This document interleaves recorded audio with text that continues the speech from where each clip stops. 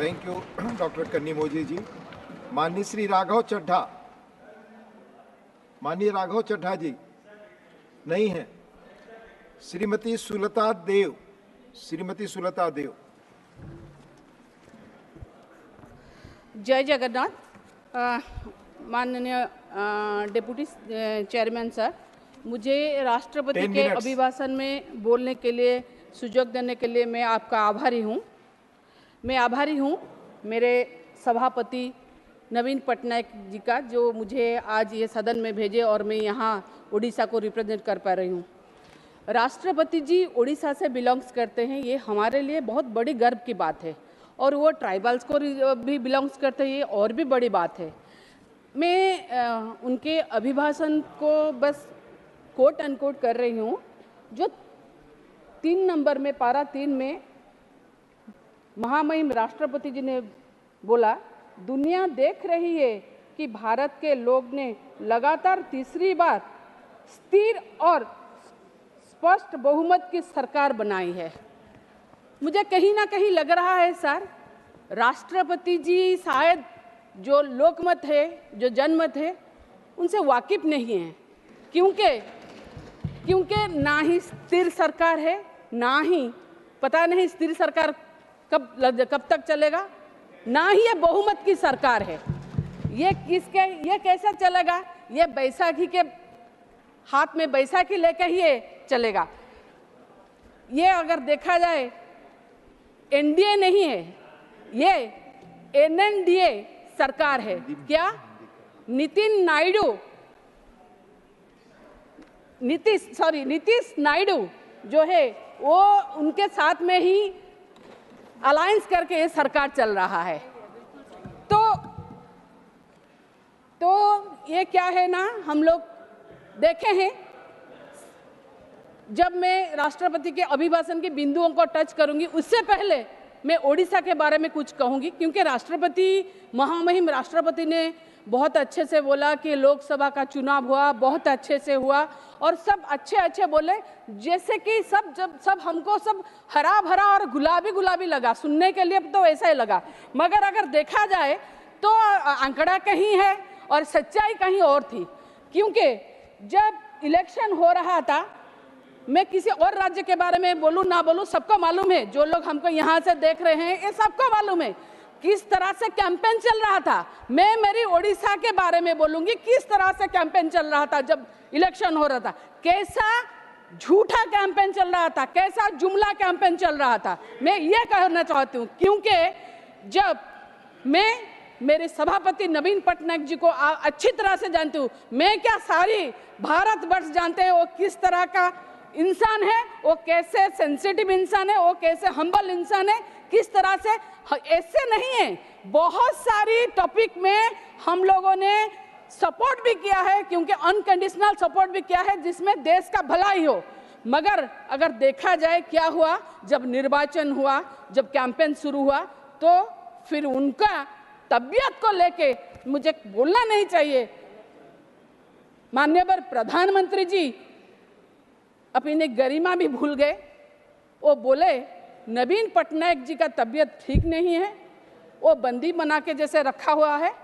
हम लोग अगर सरकार को आएंगे तो नवीन पटनायक जी का हेल्थ का चेकअप करेंगे और एक कमेटी बनाएंगे, और नवीन पटनायक को उसमें वो कमेटी जाके नवीन पटनायक जी का तर्जमा करेगा। मान्यवर, मैं आपसे ये गुजारिश करती हूँ, क्योंकि जब बीजेपी ने शपथ लिया ओडिशा में सरकार का, तब मेरे जो एक्स चीफ मिनिस्टर, मेरे सभापति मुख्यमंत्री थे, जो नवीन पटनायक मेरे सभापति है, वो शपथ ग्रहण के उत्सव में गए थे। पता तो चल गया होगा मान्यवर जी को कि वो ठीक है कि नहीं है। तो फिर ये क्या था, ये झूठ क्या था? मतलब आप झूठ बोलो, झूठ के ऊपर झूठ बोलो, और झूठ को सच करने के लिए और झूठ बोलो, यही है कैंपेन आपका। मैं और एक बात बोलना चाहूंगी कि देखिए, आपने जो बात बोला उड़ीसा के लोग सब याद रखे हैं, याद रखेंगे, और आज नहीं तो कल इसका जवाब देंगे। क्या आपने बोला? रत्न भंडार, हमारे जो जगन्नाथ जी का रत्न भंडार है, वो रत्न भंडार का चाबी तमिलनाडु ने तमिलनाडु ले लिया। मगर अगर देखा जाए जो हमारे आद्य सेवक गजपति महाराज जी है वो क्या बोले, चाबी सही सलामत है। फिर क्या हुआ, आप क्यों ऐसे बोले, तमिलनाडु चला गया, इसके लिए आपको माफी मांगना चाहिए। ये इलेक्शन के लिए, प्रचार के लिए कुछ भी ना बोलिए। और फिर आपने वादा किया रत्न भंडार को आएंगे तो 6 दिन में 8 दिन में खुलवा देंगे। आपको तो आए हुए बहुत दिन हो गया, रत्न भंडार तो खुला नहीं, रत्न भंडार तो खुला नहीं। क्या ये भी एक जुमला था? ये भी एक जुमला था। और एक बात है, आपने बोला जब हम सरकार में आएंगे 4 द्वार, पूरी के 4 द्वार होते हैं, 4 द्वार खोल देंगे। आपने 4 द्वार खोल भी दिया, मगर उसके बाद क्या हुआ, फिर आपने जो 4 द्वार खोला वहां पर स्टम्पेड हुआ, फिर इतना आनाकानी हुआ, इतना लॉ एंड ऑर्डर सिचुएशन हुआ, उसके कारण चलते आपने 3 द्वार में एग्जिट करने के लिए छोड़ा और 1 द्वार में एंट्री करने के लिए छोड़ा। ये कहाँ का बात हुआ? हमारे ओडिया में बोलते हैं जथा पूर्वम तथा परम। आपके नजर में वो 4 द्वार खुला, मगर सच में देखा जाए तो 1 द्वार खुला। मैं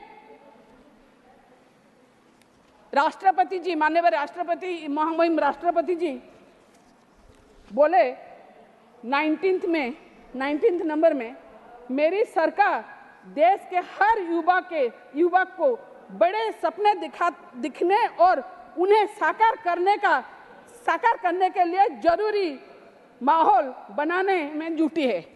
कैसा जरूरी माहौल बनाने में जुटी है?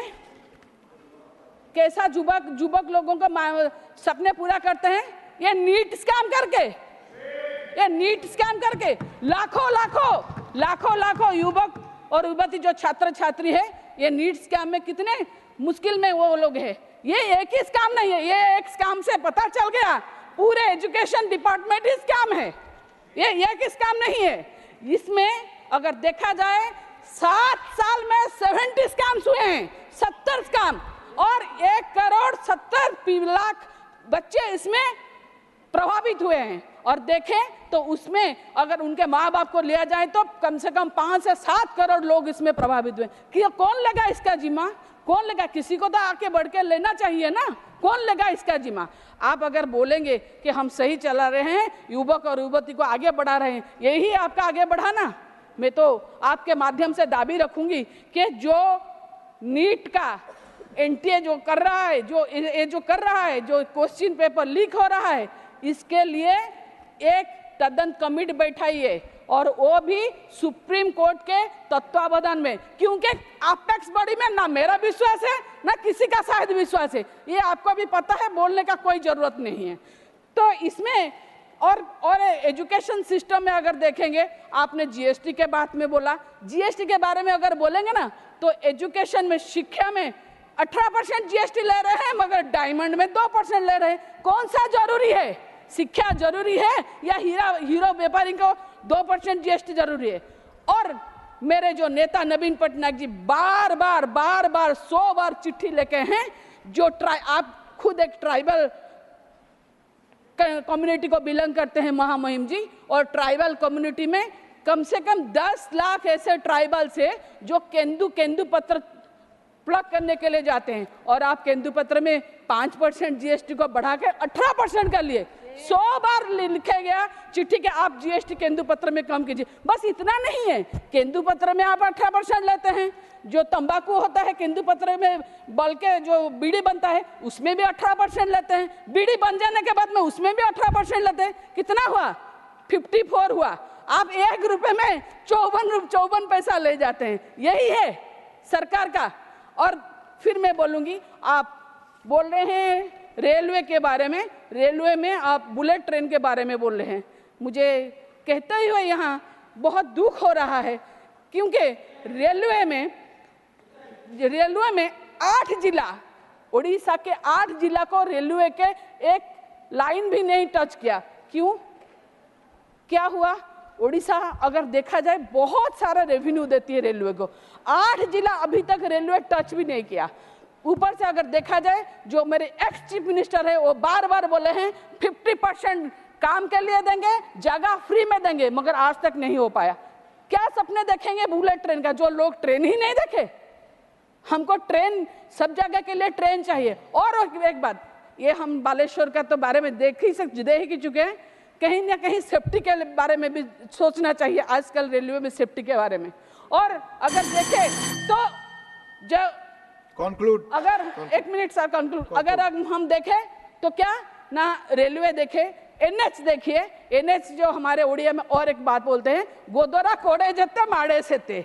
क्यों बोली मैं ना, आप लोग बोलते हैं एक दिन में 39 किलोमीटर एनएच हो रहा है, मगर 55 एनएच जो हमारा अनुगुल, कटक अनुगुल है, संबलपुर है भैया अनुगुल, आज तक वो काम नहीं हो पाया। इसके लिए कौन जिम्मेदार है? कितने लोगों की जान गई है, कौन जिम्मेदार है? आज तक हम लोग जब बोल रहे हैं नेट कनेक्टिविटी नहीं है, बैंक सिस्टम नहीं है, रेलवे नहीं है, तो कैसे होगा? इसलिए मैं बोल रही हूँ ओडिशा को फोकस, स्पेशल फोकस स्टेट का मान्यता। यू स्पीक, आपकी बात रिकॉर्ड पे जाएगी, please speak. Mike. Mic is on. Mic is already on. Respected Chair,